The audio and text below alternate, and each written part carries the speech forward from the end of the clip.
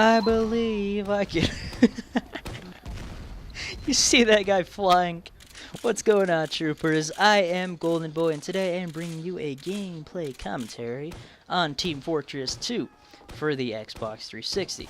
Now, I'm going to actually be talking about what you're seeing for some of my new subscribers or new people who have never heard of this game and want to know more about it. Now, I won't be talking about anything that's new with this game, seeing that there is nothing new with this game on the Xbox 360. It's pretty much dead, but nevertheless, it's a great game besides not having any updates. But it's still pretty fun, and quite a lot of people play it still, which is why I'm surprised. I didn't think a lot of people would play it. I thought I was going to waste my money by playing it or buying it, and I didn't.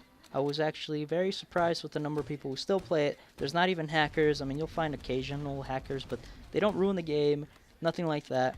And it's pretty much fun when you play it. And it's still got that Team Fortress vibe that you wish you could play on the PC, but you can't because your PC sucks.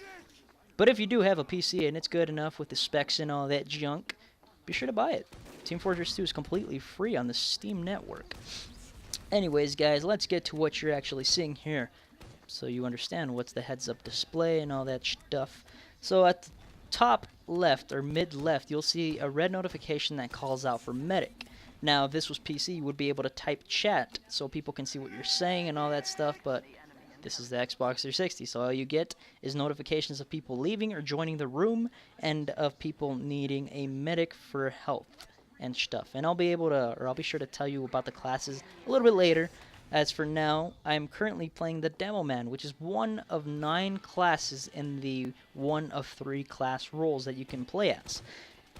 What you see is of course, the player, the demo man at the top or the bottom left, and then you see his color-coded banner, which indicates which team you're playing on. Just like, you know, Gears of War or Halo, you have red and blue, and this game has the same idea. In front of your character, you have a health icon. Now, because each class is different and in their own way special, each one has different health, I guess, numbers, but not all of them. Some are actually the same, but most of them have different. Anyways, at the bottom left, you'll see the objective. I'm currently playing Capture the Briefcase?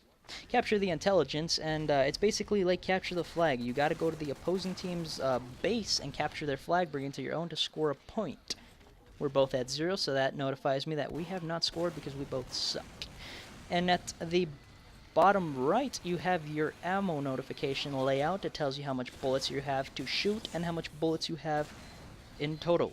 At the top of that, you have your kill feed, which tells you, well, not just kill feed, I guess I would say your feed, which tells you what's going on. So if you're killing somebody, you want to know you killed somebody, you get the notification. Or if somebody's capping your point or taking something, it'll also notify you just so you know what's going on and stuff.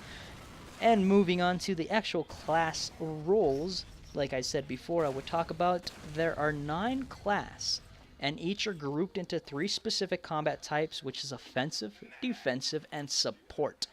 But they can be played outside their assigned role depending on the player's choice of strategy. So although they're suggested for offensive, defensive, or support, each is really different. Now, I'm not going to go into the actual class itself because that'll take forever to talk about, so I'll just talk about which classes is which, and I'll tell you a pro and maybe a con about them. As for offensive, the first guy you got is the Scout. He's really fast, but he has slow health. Low, not slow. Low health. And then you have the Soldier, which is pretty much balanced. His health is good, his power is good, but he's kind of slow. And then you have the Pyro, which is all around balanced, but his range on his gun is kind of short. So you have to be careful of shooting your flamethrower because it won't reach from a sniper distance, obviously. And then next you have the defensive. You have the Demo Man, which is strategy or tactical player, which sends landmines and all that stuff. The unfortunate part is you kind of have to be accurate with your shots, or else you're not going to get a kill unless they're standing still.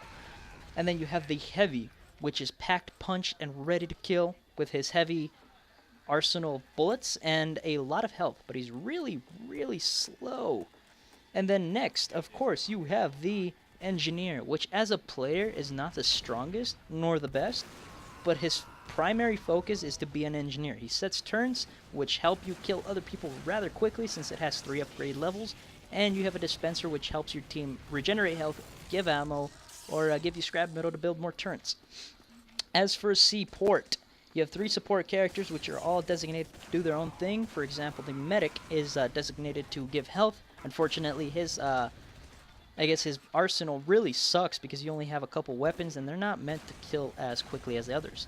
Then you have the sniper, which is pretty much a sniper, as much as a sniper can think. He's good at sniping, but not so much at close range.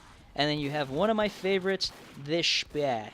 The spy, or the spy, or the spy, is pretty much what you would think of a spy is, a backstabbing son of a gun.